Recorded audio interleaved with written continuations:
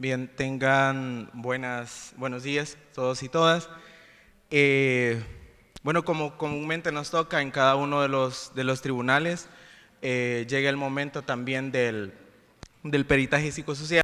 Hay algunas cosas, bueno, las he mencionado especialmente desde los tribunales que hemos estado trabajando, y es el hecho que yo no estoy muy casado con algunas terminologías, ¿verdad? Especialmente porque aquí trabajamos más que del aspecto clínico, estamos trabajando más con seres humanos que de otra forma, ¿verdad? Bien, vamos especialmente a esta parte. Sé que es muy importante para ustedes, igual para nosotros, y voy a comenzar con un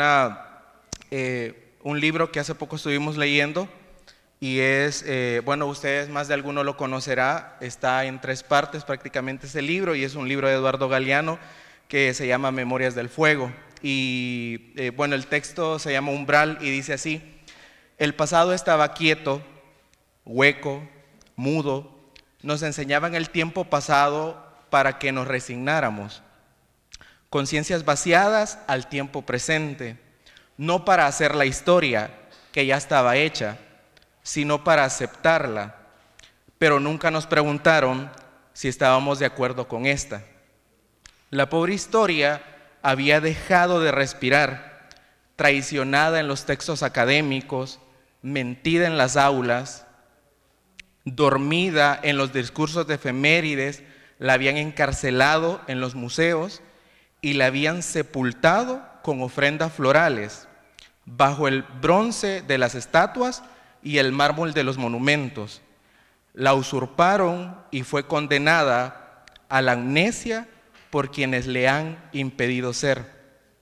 Esto es un texto muy, muy duro de Eduardo Galeano, que nos invita no solamente a trabajar el tema de la memoria, como comúnmente o tradicionalmente la hemos trabajado, que estamos acostumbrados especialmente que la memoria la vemos en los museos y en estos espacios, sino de sacar a la memoria de esta cárcel y llevarla a los espacios públicos, que es donde debería de estar, que es donde la memoria también cobra vida, ¿sí? Y comenzamos un poco con esta valoración y empezábamos a hacer una valoración de la memoria como parte de la justicia.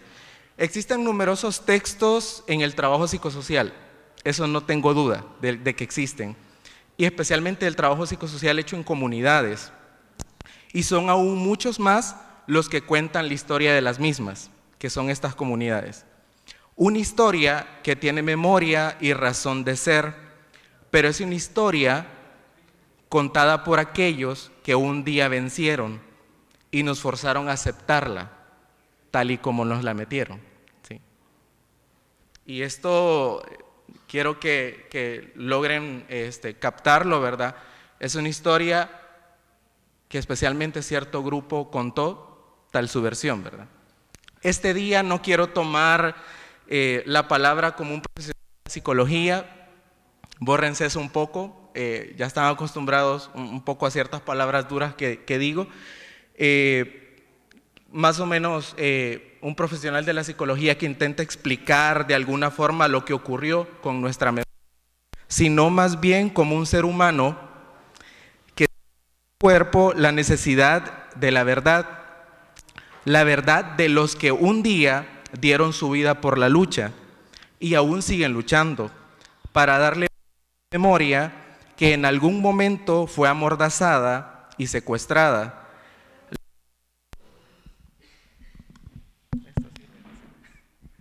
Bueno, la voz, bueno, quiero ver, bueno, por aquí voy. Darle voz a esa memoria que en algún momento fue amordazada y secuestrada. La voz de los que quedaron fuera de esta memoria, de los que murieron y desaparecieron, pero que merecen un lugar en esta memoria por justicia, ¿sí? Y especialmente de eso vamos a hablar un poco en el peritaje, como la misma memoria es parte de esta justicia, ¿sí? Cuando hablamos de los grupos familiares, y como se los digo, no quiero ser muy clínico hablando de esto, porque especialmente trabajar con seres humanos significa reconocer la humanidad del otro y de la otra, sin tipificarlo como una afectación psicológica, como un padecimiento social, como una enfermedad social. No, estamos trabajando con seres humanos que necesitan atención. En la parte de los grupos familiares, bueno, tratamos de resumir un poco lo que encontramos con todo el equipo en el trabajo con las personas que subieron acá a dar sus experiencias. El grupo familiar perdió a un integrante significativo del mismo, ¿sí? Y muchos, quizás cada vez que vamos a empezar a hablar, algunos en su cuerpo va a empezar a resonar ciertas cosas, como decir, bueno, Germán quizás está teniendo razón en esto que estamos hablando. Germán, no, mire, disculpe, yo no estoy de acuerdo con esto, y para eso estamos en este proceso, para construir en conjunto conocimiento. No es que porque yo esté como profesional acá, lo que yo diga tenga razón, ¿verdad? Sino que el conocimiento se construye en colectivo, como decía Freire en algún momento. Existe un rompimiento del grupo familiar y un quiebre en la memoria, en el que la vida en algún momento se detuvo para algunos y algunas, pero para otros fue el inicio de una lucha, ¿sí? Y más que hablar sobre afectaciones en este momento, es también de reconocer que este proceso, a pesar de haber tenido mucho dolor en el proceso de la guerra, para algunos significó mucho dolor, pero para otros sí significó el inicio de una gran fortaleza. Cada una de las familias vivió y aún sigue viviendo de forma particular su dolor, pero también el dolor es colectivo, no solamente es individual. Se siente en la familia y se siente en la sociedad, especialmente cuando sabemos reconocer los ojos del otro y de la otra y observamos lo que necesita, y lo que necesita es la verdad. En la parte un poco social y comunitaria, la memoria fue construida desde los vencedores, ¿sí? Desde los que lastimaron a las personas que quedaron y los que quedaron con vida, y que estos aún siguen silenciando esta memoria, ¿sí? Y que lo hicieron en el momento de la guerra, ¿sí? Pero lo hicieron antes y lo siguen haciendo ahora.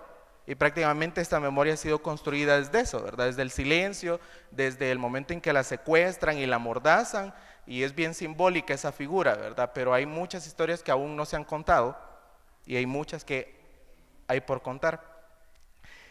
Bueno, socialmente se pierde un ser humano vital para el tejido social. Estas personas no son un número más en una tabla en el que uno pueda establecer un estadístico de cuántas personas se perdieron en ese momento o de cuántos muertos hubieron. Es un ser específicamente vital para el tejido social. A pesar de ser una persona, tuvo un significado para el grupo familiar, ¿sí? Y era indispensable y vital para que este grupo familiar creciera. Igual se perdieron líderes y lideresas comunitarios que pudieron haber hecho desarrollar de mejor manera la sociedad, pero que misteriosamente estas personas nos las quitaron, nos las arrebataron, y por eso no se siguió construyendo esa lucha social. Bueno, también ha sido difícil reconocer, y voy a tocar un tema que quizás sería bueno que otras personas lo escucharan como para un poco de investigación, y es el hecho de que ha sido difícil reconocer la figura de la mujer como un ser humano que fue indispensable y valioso para la lucha. Es importante resignificar y reconocer esta fortaleza de la mujer en el momento del conflicto, ya que reconocer la misma significa darle ese lugar en la memoria, ¿sí? Algunos quizás tengamos que ver como un proceso de reconocerlas como víctimas, vivieron este proceso de dolor, pero muy pocos hablamos de que ellas fueron indispensables para haber mantenido la lucha hasta el final, y que muchas de ellas aún siguen luchando, y reconocerles la fortaleza es como ponerlas también en ese lugar que merecen, que es parte de la memoria, ¿sí? Y hay mucho que trabajar aún. Bueno, los que estén interesados, pues aquí les va algo, ¿verdad? Podemos investigar algo sobre esto, porque muchos de estos datos salieron en el trabajo psicosocial que se hizo con las personas. En la parte emocional, es importante reconocer ciertas cosas que, a pesar de que para unos significan mucho dolor, para otros significó la única forma de sobrevivir en ese momento. La soledad, el silencio y la clandestinidad a pesar de que muchos le damos un significado con mucho dolor, en ese momento fueron herramientas indispensables para salir adelante y mantener vivos a nuestros familiares, dejar de ver a la soledad como algo que nos lastimó, dejar de ver al silencio como algo que nos lastimó también, y a la clandestinidad, porque al final fueron las herramientas indispensables para sobrevivir, y es importante reconocerlas y ponerlas en la memoria como tal. Hay muchos duelos no resueltos, de esto lo hemos hablado muchas veces, recuerdos traumáticos, profundo dolor ante la muerte del familiar, al desaparecido, al que fue secuestrado, debido a que las situaciones en las que ocurrieron los hechos fue de mucho dolor y fue muy violenta. Hay temor, hay pesadillas en todas estas personas. Algunos sufrieron agresiones sexuales, pero es importante visibilizar esta parte de la memoria que es un poco más profunda, lo que no se cuenta, porque también tiene como esa carga de estigma, de desvalorización, el hecho que nos agredieron sexualmente en ese momento de la guerra, pero que es importante hablar sobre eso, ¿sí? Especialmente con las mujeres, pero también con los hombres, porque también lo vivieron, pero es algo que, si bien es cierto, es bien difícil hablar sobre lo que ocurrió, es más difícil cuando nos toca hablar sobre cuánto nos violentaron nuestro cuerpo, ¿sí? Y es un tema que es justo que lo hablemos en el tema de memoria. En la parte corporal, sus cuerpos aún recuerdan lo ocurrido. Yo veo los rostros de aquí de muchas personas y es muy vivo ver todo lo que ocurrió en ese momento, pero también es parte de esa mirada reconocer la fortaleza de cada quien, ya que el cuerpo también tiene la memoria, ¿sí? Y como lo decía Paulo Freire, también la memoria, el cuerpo es un registro de esa memoria. No solamente los libros, no solamente los museos están cargadas de las mismas. Nuestro cuerpo está cargado de esa memoria, memoria que necesita ser contada, memoria que no se cuenta en un texto académico, ¿sí? Memoria que solamente al sentarse con cada una de las personas empezamos a reconocer y empezamos a saberla y empezamos a resignificarla y empezamos a darle un valor. Pero ese cuerpo, en ese cuerpo hay mucha memoria que contar. Y ya para ir finalizando, voy a tirar unas reflexiones aquí también. Si estamos luchando por un mundo más justo, la justicia la alcanzamos si logramos también redimir a todos los muertos de la historia, que han sido doblemente asesinados, porque han sido, por un lado, derrotados por los secuestradores de la memoria en algún momento, y también sus testimonios han sido disueltos en el olvido. Un olvido que ha sido impuesto por los mismos que un día amordazaron a la memoria, pero que las víctimas han logrado redimir cuando cuentan lo que ocurrió. Y esto es parte de la justicia, el poder hablar sobre esas personas que en algún momento ya no tuvieron la oportunidad o la voz de poder seguir hablando de ellos. Y eso es parte de la reconstrucción de la memoria y hablar un poco de justicia. Tiro una frase que es un poco dolorosa, pero hay que valorarlo un poco, y es el hecho: si el enemigo vence, ni siquiera los muertos estarán seguros, dice un autor anónimo, porque su testimonio y su memoria también desaparecen, especialmente por quienes deciden construir la memoria y la historia tal cual como a ellos se les ocurre contarla, ¿verdad? Entonces es bien peligroso cuando una de las personas empieza a contar cómo ocurrieron los hechos, especialmente los que supuestamente ganaron, ¿verdad? Pero dejan en el olvido a todos aquellos que un día se perdieron, todos aquellos que un día dieron la vida porque nosotros estemos acá, nuestra generación. Y los únicos que lo podemos redimir somos los que estamos acá. No solamente la generación de ustedes que vivió esta experiencia, sino también las juventudes que tenemos voz y cuerpo para contar lo que ocurrió también. Pensar en la memoria como una manera de hacer justicia es también pensar en la reparación, en el ejercicio de reconstruir y recibir la memoria. Redimimos a todos los que injustamente quedaron fuera, porque eso así fue. Porque a nosotros no nos preguntaron si queríamos que la historia estuviera escrita así, solo la escribieron. Y especialmente porque quisieron que la contaran así, ellos y ellas injustamente quedaron fuera de esa memoria. y nos toca a nosotros un poco revivirlos y traerlos a la viva voz de cada quien. Aquí es donde tomamos, y quizás aquí sí me voy a poner en los zapatos de un profesional y un poco hablar sobre y cuestionar un poco a los profesionales de la psicología, y es el hecho de que a veces nos toca como en cierto momento romper ciertas reglas para el trabajo psicosocial, y es hacer un trabajo psicosocial un poco o en alguna medida más humano, ¿sí? Lejos de cómo nos dicen en la academia, de cómo trabajar con las personas, eso se tiene que hacer así, no te involucres mucho con la gente, este trabajo te va a dejar cargado. Perdónenme, pero uno siempre se lleva un pedazo de cada quien. Siempre nos lleva, porque estamos trabajando con seres humanos, no estamos trabajando con números. ¿Sí? Y eso significa hacer el trabajo psicosocial y el trabajo multidisciplinario, romper un poco ese esquema y hacer la revolución de un nuevo trabajo, que a pesar de que a otros no les guste, es un trabajo más humano. ¿Sí? Hay una frase que a mí me encanta de un poco de Humberto Maturana, y dice así, y bueno, quizás lo voy a traer a colación, quizás muchas veces hemos retomado a Martín Baró, a Ernesto Yacurías y muchas otras personas pensadores en el trabajo de la memoria, sí, pero es importante empezar a repensar algunas cosas y tomar en cuenta la experiencia de otras personas que también han hecho mucho trabajo en la memoria, ¿sí?